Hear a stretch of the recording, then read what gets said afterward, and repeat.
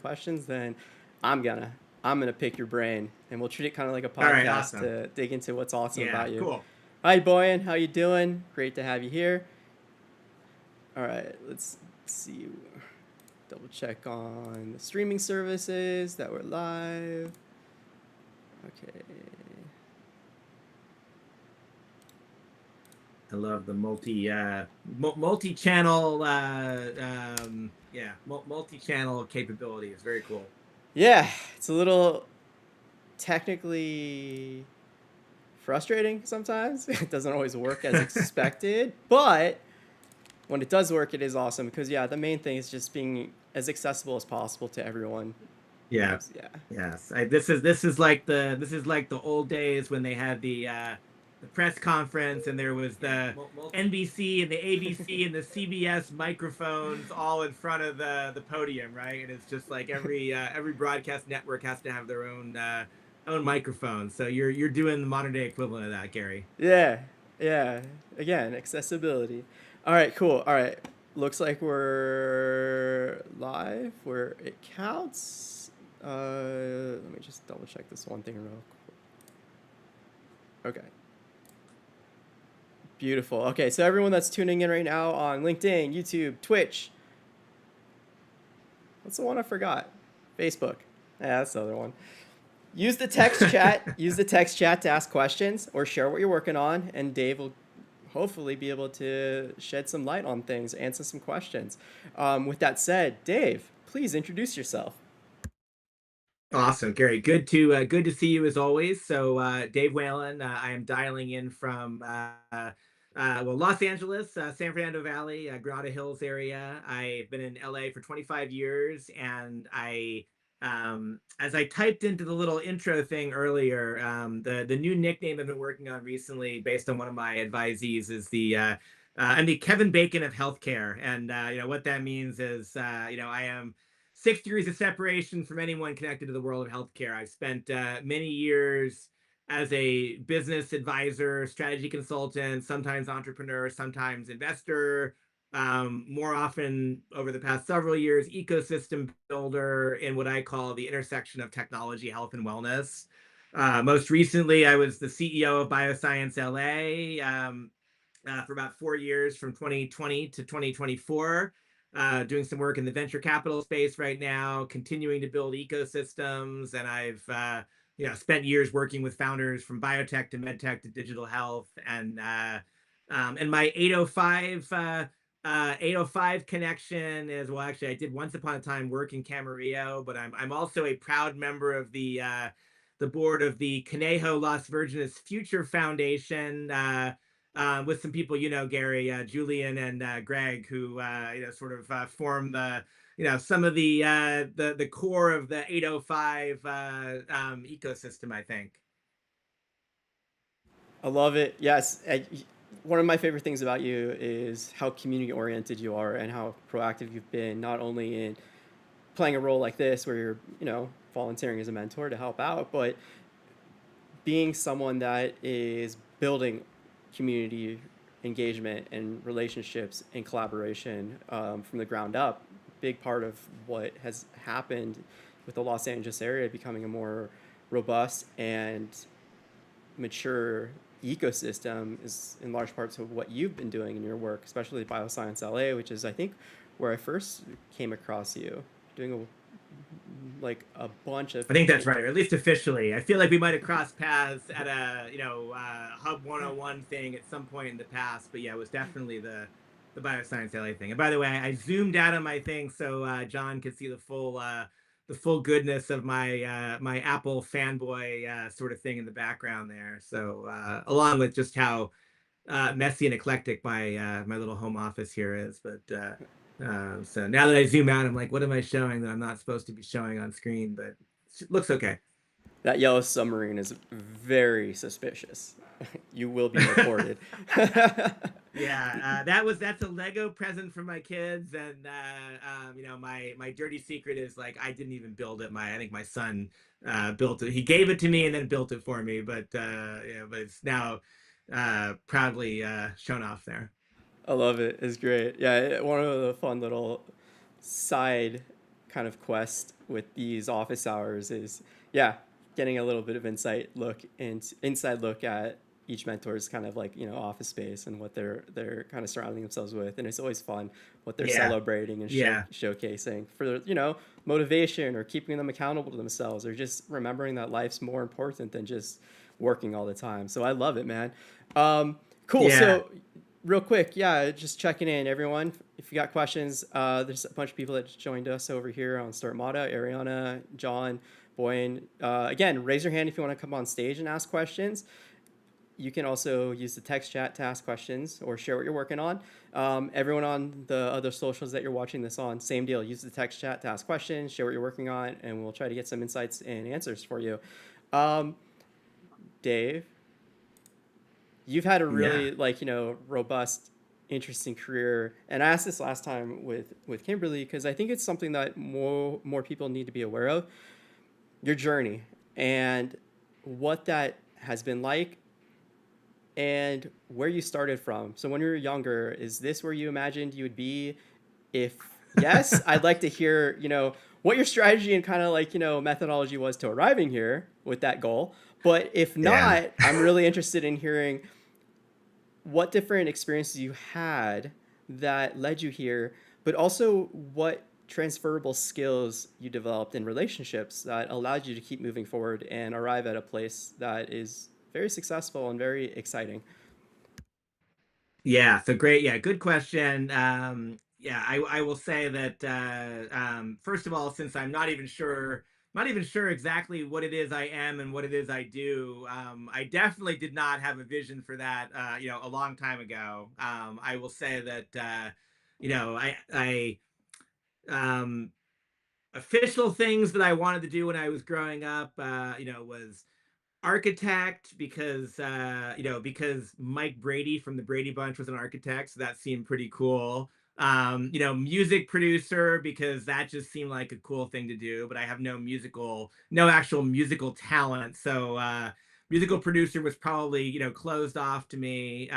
But it as I got a little bit older, it was definitely definitely things around the world of the world of technology and sort of I went to I was middle school and high school was the 1980s for me, which is a long time ago, but the 1980s was the really the PC personal computer revolution. And so some of the stuff including this is a book that comes in a box that looks like the Apple IIe that I had in my my school growing up and things like that. And so I definitely wanted to be involved in technology. I didn't know quite what that looked like, but I went to college. I went to Stanford for undergrad, and I actually my the line I like to use, especially when I'm talking to student groups these days, is I'll say, when I graduated with a degree in artificial intelligence in the 1900s, because that's true. I graduated from college in 1992, and my program at Stanford was something called symbolic systems, which is basically an AI cognitive science major. So studied AI in the 1900s. There were no jobs in AI, and so I ended up going into the business world. Most of my classmates ended up they found a new path in technology, this new thing that might catch on called the internet. And so I am most likely the only person from my college graduating class who is not retired and living on an island with their dot com earnings and things like that. But it's okay. I like to work. So I kind of took this tech background and sort of accidentally after college ended up working for a biotech investment organization. It was kind of I'll call it a venture studio, but again, it was 1992, so there was no such thing as a venture studio. I called it a venture capital firm for the longest time. We really were like building. We were like an incubator studio for a number of biotech, both biotech and medtech businesses. I was the IT guy there, so I got in there because I was a tech guy. I had knowledge of biotech or interest in biotech. But my first job was in biotech, and then I was an executive recruiter building management teams for a lot of startup companies in tech and telecom. Again, this was like the latter part of the 90s. So basically, I was an executive recruiter in the tech world during the dot-com boom. And that was a fabulous time to be learning how businesses worked. And I was like, in my early to mid 20s when I started that role. And I was at the time then I was, interviewing people or trying to find people and interview people who were more like my father's age and had, this deep business experience. And who was I, this, 24-year-old kid kind of calling people up and being like, my favorite story about this is that I actually was brought into that role, or brought into the organization really to be a to lead their research function and build some systems around research, so kind of leveraging that technical background of mine. But like literally my first day on the job, we had there had been a search for a it was actually a like head of operations for a food manufacturing business in Kentucky. I can still remember pieces of that. And the search associate who had been working on that project was on vacation for 2 weeks when I started, and the guy who was supposed to go into this role that he'd been hired for basically bailed like the day before, which sometimes happens. Like somebody says they're going to take a job and then they get cold feet, or their spouse is like, I don't want to move to Buckner, Kentucky, which I mean, I think that is really just, hopefully there's nobody from Kentucky on this, but I think that says it all right there. But anyway, so they didn't have a candidate, and so my boss was like, we need to get on the phone to start to identify some new candidates for this. And I was like, that's cool. I have no idea what I'm doing, but this is exciting. And so, the helpful part was this was a food manufacturing role, and my father had spent many years in food manufacturing. So at least I felt a little bit comfortable with this. But again, this is 1994. So I'm like, I spend the entire day making phone calls. There's no emails, making phone calls, talking to people. And the whole day I'm calling up these senior executives, and I'm like working on this search for this, food manufacturer in Kentucky. It was like jellies and jams manufacturer. What's your, tell me about the companies you've worked for, and tell me about the food products that you've made. And, and obviously tell me about, yeah, I want to hear about your P&L responsibility. And so I went through this the entire day making phone calls. And then I went home from my first day on the job. Um, Also no cell phone at the time. So I got home, I'm at home in my apartment, and I call up my father to talk about my first day, talk to my parents. And I'm like, this is a great job. I'm really excited. And I'm like, Dad, I'm actually like doing like recruiting.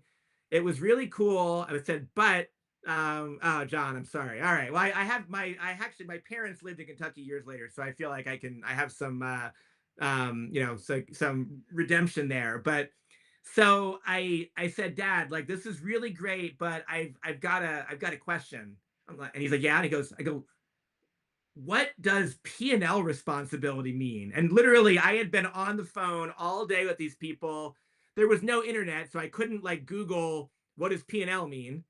And I had never heard this phrase before. I had no idea. I mean, I knew the concept of running a business and you have to be responsible for profit and loss, but no idea what P&L meant. So this is, word of advice is for everyone now who's like, growing up in the world of, Google and Chat GPT and all this stuff. It's like, it's really great to be able to look stuff up because you couldn't do it once upon a time. But so anyway, I was a recruiter, and then I moved to LA to get my MBA from UCLA. And my vision with that was I wanted to be a telecom venture capitalist because I had done a lot of work in the recruiting world with telecom and tech companies. And so I I saw this idea where I was like, oh, I would love to help build companies in a more structured way. Want to help them on the capital side. And so my vision going to business school was telecom venture capital. Graduated from business school in 2002, which this was still close enough after the dot-com crash that there was not a lot happening in telecom, not a lot happening in venture capital. And my original goal was to move back to the Bay Area after business school, but it was easier and cheaper for me to stay in LA and be unemployed here than to move to the Bay Area, move back to the Bay Area and be unemployed. And so I said I'll stick around LA for a little bit longer. That was that was 23 years ago at this point. So I think I'm here to stay. And somehow I kind of accidentally found my way into a consulting project that became a job with a subsidiary of 24 Hour Fitness. And I was learning about kind of the consumer packaged goods space and the nutrition, like, fitness world. But we also partnered with the company to launch one of the first activity tracking wearables. We didn't call them wearables, but it was this big thing you wore on your upper arm called the Body Bug, and it had all these sensors.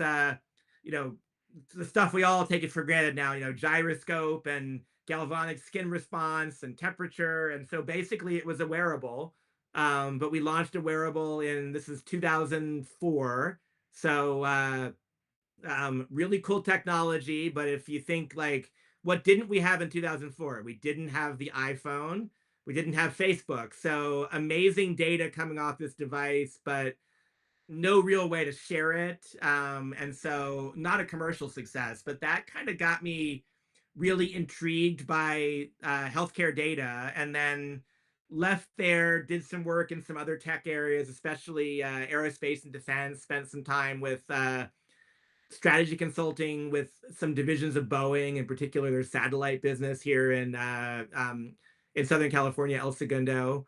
And then a friend of mine from San Francisco pulled me into a consulting project to help develop the feasibility study for and eventually the business plan for a nonprofit genomics research institute. So somehow a LA-based strategy consultant who knew nothing about genomics, who knew nothing about nonprofits, who had never really done work in healthcare besides this biotech, venture studio years before, and like knowing about wearables. Somehow I end up working on the business plan for this genomics institute, and it was a 3-month consulting project that ended up lasting for 3 years, including 18 months of weekly commuting between LA and New York, which was just a crazy, crazy travel adventure. So much fun, so rewarding. We raised $115 million. We brought like 10, 12 academic and hospital partners together. We got city support and state support and private philanthropic support. Michael Bloomberg put some money in, things like that. And we, eventually opened up this 107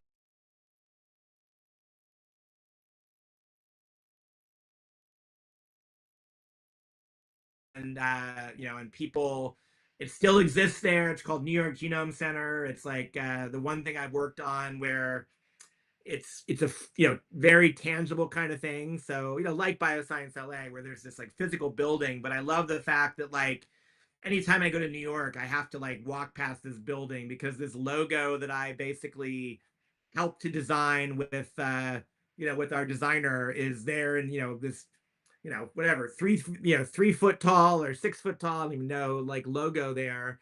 Very cool to see. And basically that was what, if going back to now that I've rambled through this whole question, like, why am I doing what I'm doing? It's because eventually I ended up launching New York Genome Center, and coming out of that, I realized that I had a lot of expertise, or was building expertise in healthcare innovation. I had a real interest in healthcare innovation. And New York Genome Center it was not just building one organization, it was kind of inspiring the whole growth of the life sciences ecosystem in New York. And so that's why I worked on a bunch of things after that, with spinning a cancer diagnostic off from a cancer hospital in Buffalo, New York, and doing some work with the synthetic biology community across the US and around the world, working with some other health tech companies. Did a little bit of work in the, back in the nutrition wellness space a few times there. But a lot of it was like, how do we help to grow the New York ecosystem? Eventually, how do we help to grow the LA ecosystem? And so in 2019, when Bioscience LA was in its early stages and they had, brought on some initial funding and they were like, we need somebody to step in to run this organization. It felt like a very natural thing for me to kind of take all this energy and do it locally. And so, I was brought in as the first permanent CEO.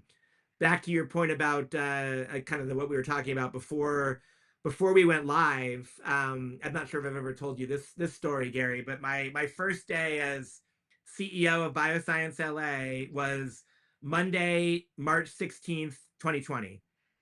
So basically, official lockdown day was my first day running this organization that was meant to be about building community. And I know you know how hard it is to build community during a pandemic, because you were doing the same thing. And so, such an interesting time to come into something like that. But also, as I told many people in those first days, I also couldn't think of a better time to be coming into a role that was focused on fostering healthcare innovation, because there was not one person I talked to throughout 2020 on all these zooms I was doing, basically like 12 hours a day of zooms with people, meeting them, re-meeting people. And when I said, hey, we're trying to create an organization that will support healthcare innovation in Los Angeles, and everyone was like, oh, well, we could definitely use more healthcare innovation these days. So it was a really easy story to make, and that role has just kind of led me to everything else I'm doing, trying to build connections. So I can look back and say, oh, I started my career in biotech. I have a technology background. I've always been kind of a little bit of a connector, whether it was as a recruiter or as a you know editor of my high school newspaper, or whatever. It's like I've always had this angle of connecting and communicating, and it somehow all leads to today. But I could never reproduce this. I love it, and again, like for the younger people, it's very important for them to hear those stories and be aware that a lot of these experiences are going to contribute in different ways that they can't even imagine at this point later in life, to open up doors or allow them to innovate, or find partners and different yeah, ideas for if they want to be an entrepreneur, right? And different ideas to pursue. The other thing too that's like important for people that are older is the same kind of like notion that they might have been working in a very specific field and role for most of their life, and now they want to try something different. They've discovered a new passion, an interest, or they want to be an entrepreneur because they've been experiencing a problem and they have an idea of what a solution could be for that. And there's just so many different transferable skills, and the biggest thing that you're touching on is community and those relationships. And this is something that comes up every time when we're doing these office hours, is the value of authentic relationships, and how right now, this friendship you have with someone, it might not seem like strategically valuable for this venture, but the fact of the matter is that this person likes you. They enjoy being around you. They trust you. They can vouch for you. They can introduce you to other people, or other ideas. And it might not be something incredibly valuable right now, but down the line, you never know who they might build a friendship with or have a friendship Right. with already. And again, these people, they want to see you succeed. And if you're doing that from an authentic place, not transactional, it's going to help you stand out too. And it's going to be more rewarding, fulfilling to have a relationship like that. And I'd love to hear more about your, you know, methodology and your philosophy for building relationships, because it's something that a lot of people struggle with, especially the younger people, because they're so over eager to achieve these ambitions, these dreams, that they think that the numbers, the volume of activity is what's going to drive their success. So they're spamming like 5 million people from a news, or from a mailing list they bought, and being like, look at me, let's do business and all this stuff, versus the quality of one-on-one engagements and how you do this. So yeah, please educate us. Yeah, no, great question because yeah, I feel like one, I didn't know that from the beginning, and I'll also say, I mean, look, I had this, I had this amazing job in my 20s as an executive recruiter talking to all sorts of leaders, and I, to some extent, I feel like I never leveraged that enough. And part of part of it is like, because I had that role in the in the 90s. It's like I left that search firm, and I lost access to that email, and I didn't have all these people in my contact management tool, which was what I used before. Before I got Palm Desktop with my Palm Pilot, long before Apple stuff, right? But so I don't have records of those people, and of course that was all before LinkedIn. What's kind of fun is, what I'll say is, now I find myself out there in the world, sometimes reconnecting with people that I met, like, I won't even say virtually, because back then this was just on the phone, right? So people I would like only knew from like a series of phone calls over a few years, and now like 20 some years later, I'll meet these people, and realize we had these conversations back then, which is kind of cool. But yeah, I will say that you kind of hit the nail on the head. It is quality over quantity, and I am my counter example to that, where I've kind of relearned it, or changed, created new habits, is once upon I mean, I still go to a lot of conferences, and I go to, like, I try to go to CES, Consumer Electronics Show, in Las Vegas every January. I missed last year, but hopefully again, next year. JP Morgan Bio Week in San Francisco. I go to a lot of events around that, the big BioTech conference.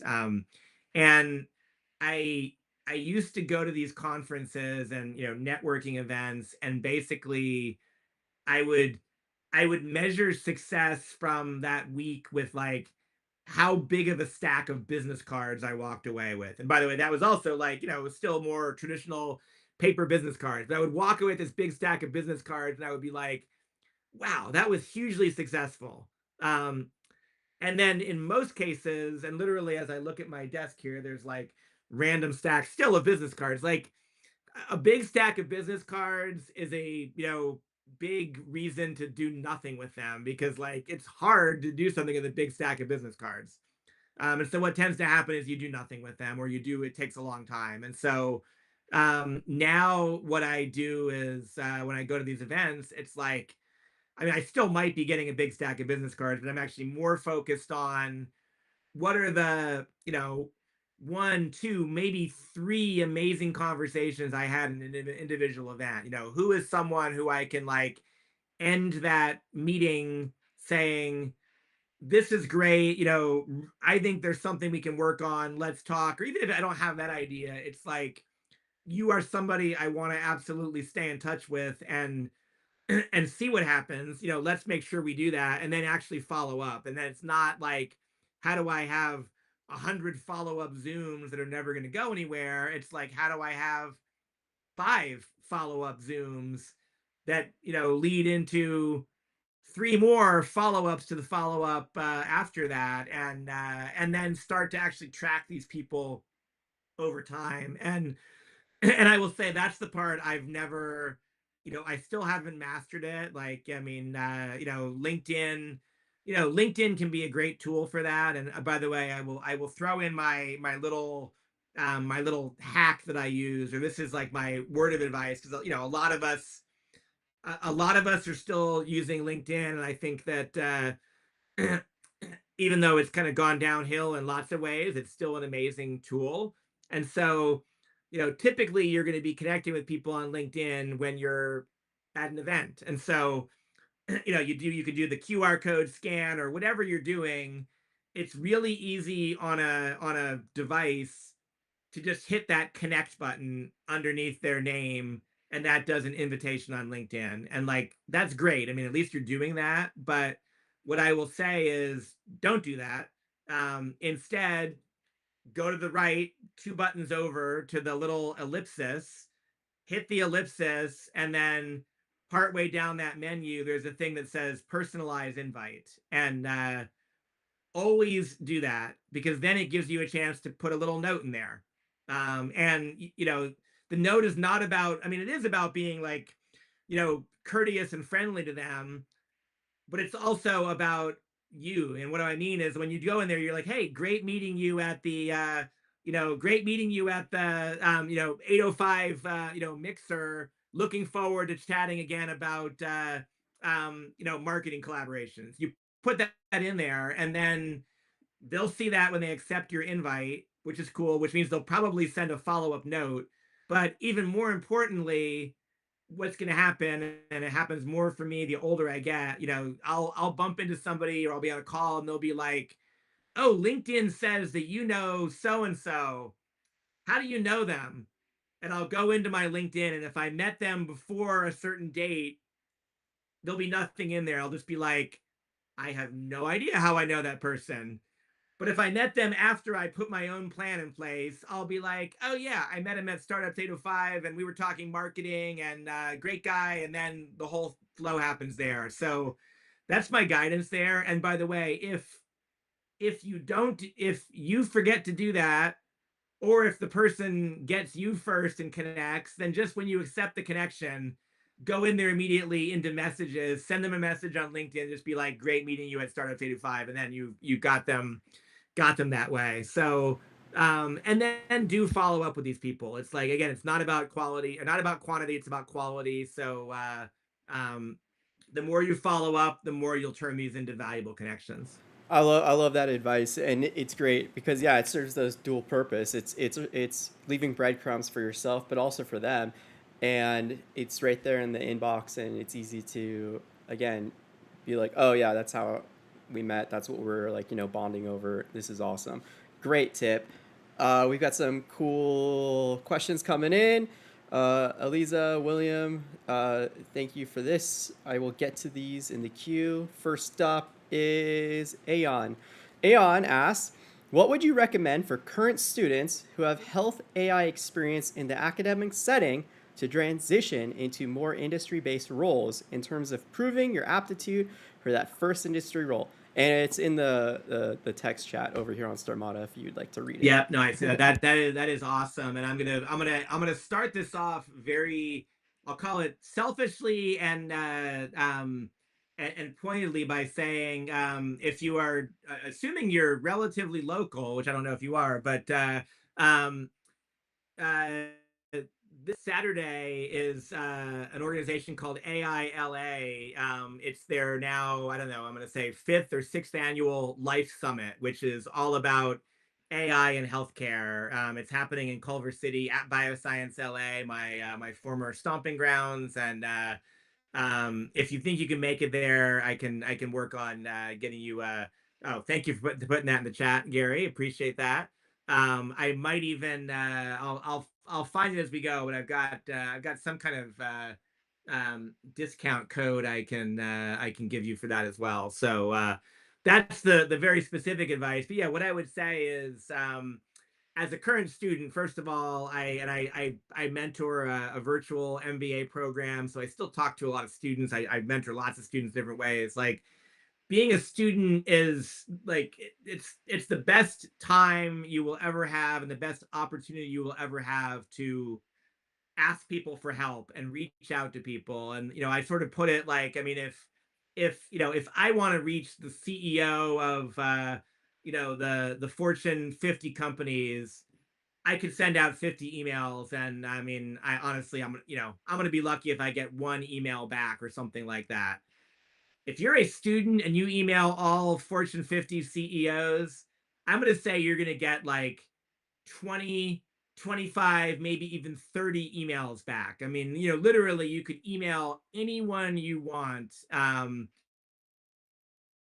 so do that, reach out to, in this case, if you want to reach out to, the, leaders at Apple or Google, who are doing things in the health space, or, reach out to Medtronic or Epic, or, I mean, seriously, I bet if you if you email Judith Faulkner, the CEO of Epic, which is like one of the largest privately held healthcare technology companies in the world, and she's I think the wealthiest self-made female tech founder out there. Um, You'd probably get an email back from Judith Faulkner, and that's how you not only get information, but how you ultimately get job opportunities. And by the way, I think I think the story, going back to that is, since we'll get back on the Apple thing, Steve Jobs started working on what he was doing and ultimately founded Apple because he was, emailing, Hewlett and Packard, like themselves, like Mr. Hewlett and Mr. Packard being like, I want to do cool stuff in technology. Can I get some free parts and things like that? And they were like, come on down to HP and pick up some parts. And then he like got an internship, and then it so happened that the guy he was working for was, I'm drawing a blank suddenly, but um, ended up being the founder of Atari, and Nolan Bushnell. Nolan Bushnell was like his boss, and like this guy went on to found Atari and Chuck E. Cheese and a bunch of things. And so Steve Jobs was just like a student emailing people like that. So do that. There's also an organization called BioTech Connect Los Angeles. Again, if you're local, just get out there and talk to people, get an internship, and there's a huge need for getting new talent into the corporate world right now. I love your story too with the emails. I was doing that as a high school student. That's how I became a professional photographer right as I graduated, working for Getty Images. Something I recommend people do if they're a student or not. And the main thing in like my best practice in doing that, and you can add to this or share your own anecdotes, is to be vulnerable and just be honest. Hey, I'm really passionate about this. I'm interested in learning this.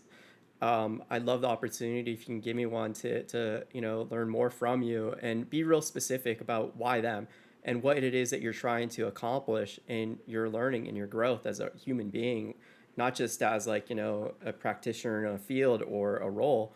And yeah, more often than not, people are drawn to that and excited to play a role in that if it's very respectful and within healthy boundaries of what you're asking for from them, in terms of a favor, and also highly relevant to them. Yeah, I'd love to hear if you have any little tips, like if you're gonna be emailing a Yeah, bigwig I like mean, that, like yeah. I'll say, I mean, all of that is true, and I think the point, the point to add, which is, I think, we often forget, because we always, whether we're coming at it from a startup standpoint or a job seeker standpoint, I think we always think of investors, venture capitalists, or hiring managers or CEOs as being sort of like, they're in the business to say no to us. And the fact of the matter is, I mean, they still might more often than not say no, but the fact is, it's in their job description, so to speak, in their, key performance indicators, KPIs. It's like, if you're a venture capitalist, you've gotten a bunch of money from your LPs where you're supposed to invest in cool companies. And so you want to find cool companies. You want to find and talk to all the cool companies. If you are a CEO of a growing enterprise, you need to find awesome people. And I'm not saying that the CEO is going to be talking to every, person graduating from college out there, but they still need to know that they've got access to a pipeline of talent. And so don't just think about this as like you're asking for a favor of these people. You're actually doing them a favor in some ways, because if you are that self-starter, then and by the, I mean, if you like Nolan Bushnell, like I've seen him talk a couple times, and he will still weave in there this talk about this, scrappy kid, Steve Jobs, who worked for him, and it's like he saw potential there, right? Like you want people who have that potential, who have that ability to go through obstacles, over obstacles, whatever, around obstacles. So be that person, and you're helping them out as well. And I think it can go a long way. And and I even saw this at, in my recruiting days. When you're an executive recruiter, you're talking to a lot of people all the time who could be candidates for projects. They could also be, we call them sources, like basically any person you're talking to who's not a candidate or doesn't want to be a candidate. It's like, okay, well, who do you know? And we want to hear about their network. And I think that, to this day, my boss, who founded the firm, it was a, boutique, smaller firm, such a high quality, high class guy, building an amazing business. And the one mark that I always love to see, because of course you always want to do a successful search. You get a new executive in a company, and then they turn around 6 months later or a year later, and they're like, "I'm loving this job. By the way, we got to hire a new CFO. I want your help for that." That's great. You want to see that, but what we were able to build in our relationships that I loved is we would have somebody who didn't get the job. They were up for CEO of company A. They didn't get the job. They end up going and doing something else. They become CEO of company B. And then a year later, they call us up and they're like, I love the way that you managed that search, managed our relationship. I love who you are as a recruiting firm. I want you to do a CFO search for this company, right? So it's like when you can essentially it's like when you can getting the winners to want to work with you is great. Getting the not the losers, but getting the people who didn't end up in that role, it shows that you're really building these relationships over time. Yeah, I love that as like an example too, and it feeds into everything else. Going back to like building authentic relationships for the you know, long term success of being just a human Yeah. being, right, and enjoying life and all this stuff. It's like the the the number one thing that you should be focused on is being like a good neighbor, a good friend, and what that means is you're someone that is enjoyable to be around. You're someone that is trustworthy.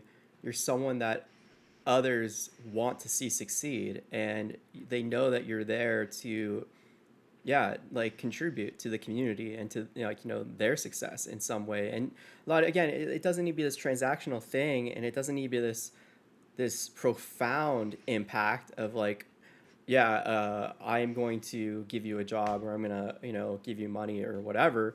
It's just like, this notion of you being supportive and in their corner to rally around. And I think that's beautiful Yeah. that like you've got these Yeah. people who, yeah, you weren't able to place in a role, but the interactions you had with them were so enjoyable that they still found benefits and value in that, and they're keeping you in mind, and they're going to go back to you when they need your services and they need your support in that way, right? I think that's so good. We got some more questions, so let's jump over to Samuel asks, I'm still doubting what's the best go-to-market strategy for my SaaS. It's a business software for pet groomers, and I co-own a dog shampoo brand. I'm thinking that offering it for free for the first months or year removes all friction risk for them, so they are more willing to do one-on-one demo call with me. Only after the free period, I could offer a discount to people who also buy my shampoo. Any thoughts on these types of business models, these go-to-market strategies in your experience, especially when it comes to like consumer good products and anything related to like this world? Yeah, no, this is interesting. And by the way, I mentioned I've done a lot of work in like the nutrition and wellness space over the years. And I did help to advise once upon a time. I think their subtitle was like aromatherapy for dogs, and it was like a line of like aromatherapy focused, pet care products and things like that. First of all, the pet care business is huge, as you know, and I love the fact, first of all, that you've got these two businesses that are very synergistic, and neither of them requires the other, but I think they can both support each other. And I think you're hitting on some good ideas just at the start, this idea of this sort of freemium model where if you can get these pet groomers trying the software and loving it, and then wanting to stick with it, then it becomes more obvious for them to want to sign on as a paying customer. And then if you're able to like integrate the shampoo in there as a way where it becomes you're giving them a benefit, but you're also getting then two revenue streams. I think all of that makes sense. The one question I have is, and this is a challenge with some, some SaaS businesses more than others, is, what does it actually take to onboard a new customer, and understanding kind of like what are your actual costs, because you're, as a SaaS product, your marginal operating costs are probably pretty low. I mean, you could have, 10 customers or 1,000 customers, and you're probably not spending more to AWS or something like that. I mean, when you hit 1 million customers, maybe you're spending more with AWS, but you're also getting the revenue.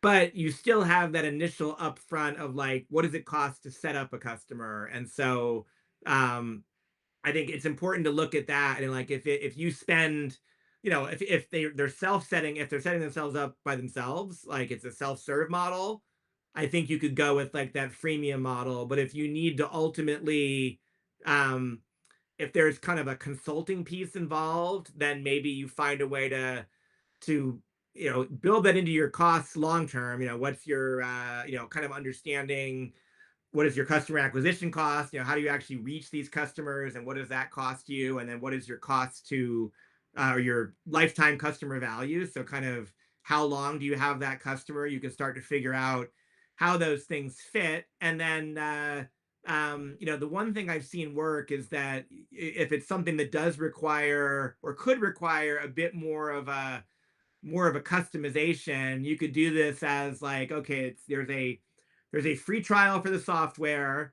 um, and try before you buy, and then at a certain point they get a message saying like, we hope you love this, but if you really want to continue using it, you've got to pay. Here's your options.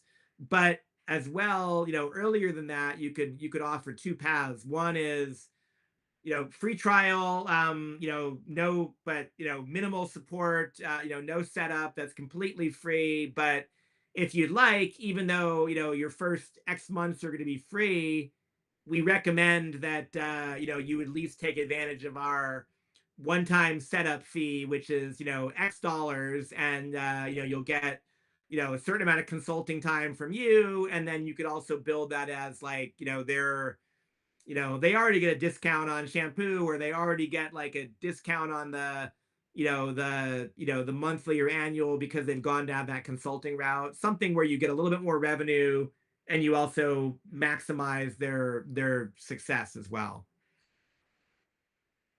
I love that. Samuel, I hope you're still here and you're listening to that and that was helpful. If you have follow up comments, questions, feel free. Throw them in the chat. Yeah, that was awesome, Dave. I like this too because a lot of founders they rush to enter the market without taking the time to put together a financial model. Like Yeah. look at what these potential costs are, what they need to earn per customer in order to make a business sustainable, so they can Yeah. then hopefully achieve No, product market fit and get to like the absolutely. next step. But yeah, I'm curious too. Building on that, Dave, what are some of the foundational aspects of product operations, and building a business, entering the market that you see founders overlook or skip or maybe disregard as, we can handle that later, but doing so ends up creating traps or immense risk that cost them dearly later down the line. Yeah. Yeah, and I'll say, I don't. I'm probably not gonna say anything that everyone hasn't heard. But these are important, and even though you hear them all the time, they get missed. They really get missed in the world of healthcare innovation. So I see this a lot more. But um, way too many companies are sort of, they're launching, they're scaling, even to this Aliza B's question around go to market strategy and balancing local and international. It's like, that sounds like a big growth. And like, if you haven't figured out how to launch in one market, and to launch in one market means really understanding, and you've got to have that product market fit that everyone talks about, but a lot of people don't figure out. You really got to figure out, who is your ideal customer, and it, it's possible. I mean, it's possible that like, Coca-Cola or, Apple, Google could say that their ideal customer is everyone, right? Maybe everyone likes Coke and everyone wants Apple and everyone wants Google.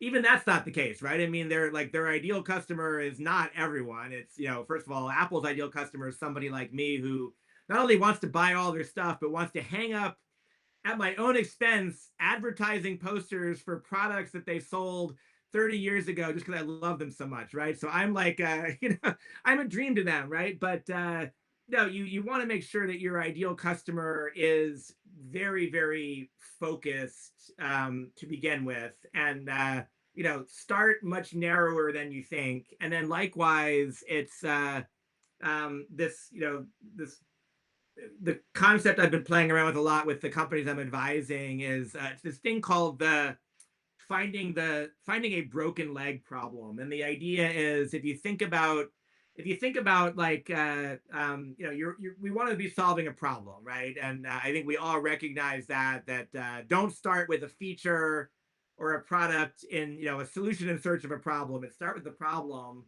but also make sure that your problem is, think about having a broken leg versus having a paper cut, right? I mean, if you have a paper cut, I mean, paper cut's annoying, um, but like a paper cut's annoying probably for a couple minutes, and then you forget about it, or maybe it's a really bad one. I mean, you put a band-aid on it, and then whatever, you've moved on.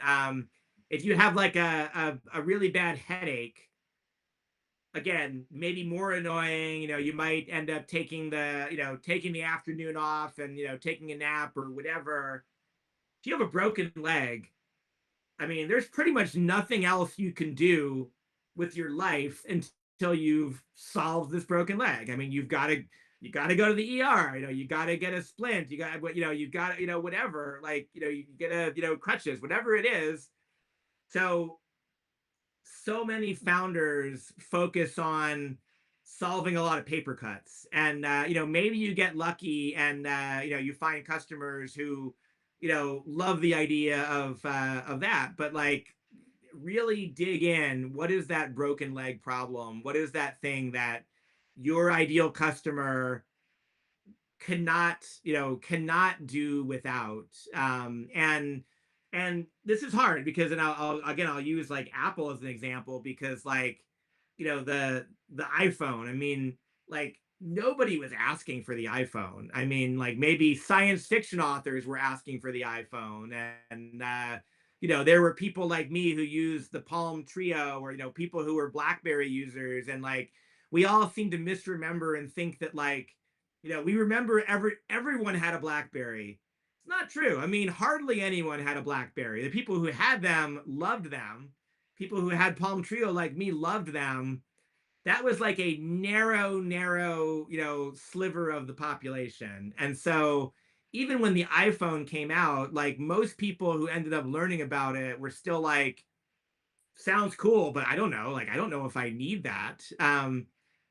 So like, none of us needed the iPhone, but now, would any of us, if somebody said like, I'll give you X dollars to take away your iPhone, like, I think that number would need to be pretty big for most of us to have it taken away. Yeah, exactly. Uber, Airbnb, exactly, Christopher. Yeah, These are like yeah, very, very other kind of stuff, and yeah. so This these are this tough because, I mean, you sometimes need to take a leap of faith there. yeah, a lot of this is touching on what I go back to with a lot of founders who are, desperate to be entrepreneurs. They want, like, to just be their own boss, or leverage entrepreneurship to be financially, free because they become a billionaire or something, right? And so they're desperate to find any idea, but it's so disconnected from their lived experiences, their expertise, their relationships that they have, and the influence they have with these people, that they're entering into a world that is very alien to them, and they're not going to be able to Yeah. know those nuances in, the human psychology of why people are seeking something out like this, or why they have a broken leg versus a headache or a paper cut or vice versa, right? Yeah. It gets all Yeah. like all conflated together because they can't discern these different things. And why I push so much to be like, just practice mindfulness in your daily life, pay attention to the experiences you're having, your own emotions, your own frustrations or wants, and take note of that, and try to figure out if that's something that you feel a need to address and solve for yourself first, and Yeah. then build on that. And then it's easier for you to identify a paper cut versus headache versus broken Yeah. leg in that I manner.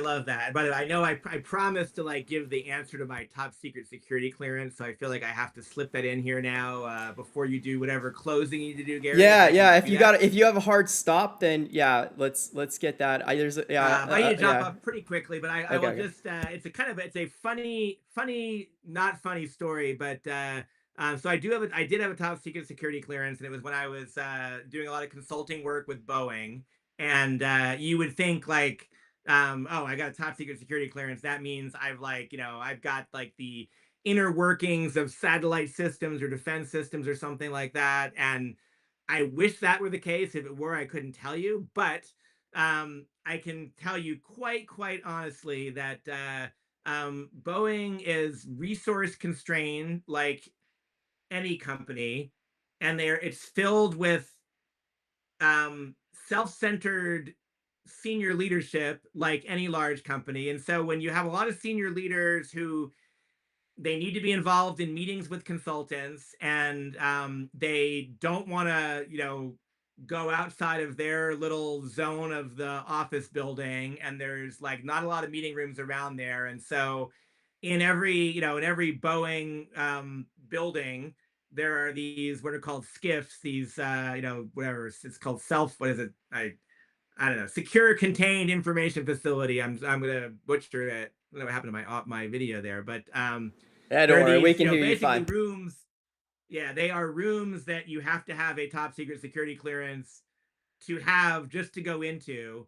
And so we would schedule those rooms so we could literally plan the, I'm going to say the meeting room and like menu logistics for strategic offsites in a skiff. And so I have a top secret security clearance. So as a consultant, I could go into this facility to talk about whether we were going to have like, sandwiches or tacos for the offsite. And so that's my top secret security clearance right there.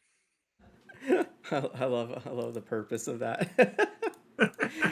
Okay, before we go, Dave, there's a lot of great questions that are still on LinkedIn. If you have time, not if not later today, but throughout the week, it'd be really really appreciated if you could jump over to the channel. I just posted the link, and Yeah, I'll send happy it to your email. And yeah, it'd be wonderful if you can just like respond to some of those questions with some of your insights. happy to do that. So yeah, absolutely. Love that, Christopher. Awesome, guys. You guys are great. This is a lot of fun. And yeah, I will get on to the follow-up. So please leave follow-up questions, and looking forward to staying in touch more. So thank you, Gary, for the opportunity. Yeah, thanks so much. You're a wonderful contributor to the community as a whole, and thank you so much for being a mentor. Do you have any final things like you want to drop? If you got like something coming up that you want the community to know about, or any final thoughts? I did say, AILA Life Summit is the big one, and so I'll put in the follow up to this meeting. I've got a code from Big Four Bio to get you in there for a discount, and then I'll also send back to the question about student opportunities and angles. There's a couple of upcoming events here in LA that could use volunteers, and being a volunteer at an event is a great way to, one, get in for free, but two, find a way to work the door. And then literally every person who comes in, you have to like verify who they are, which means you need to figure out like, are they a CEO or a CTO or an investor or whatever. So you get to meet everyone, and then you can follow up with them directly. Beautiful. I love it. Relationship building. Awesome. Remember, it's not Pokemon. Don't collect as many LinkedIn connections or business cards as you can. Focus on the quality of those engagements, and be good, wonderful people to each other. So with that, thank you so much again. Thank you everyone for tuning in. It's awesome. Everyone over here in Startmata. And yeah, hope everyone has a great rest of the week. Take care. Thanks, Dave. Awesome. Thanks all. Thanks, Gary. Bye bye. Later.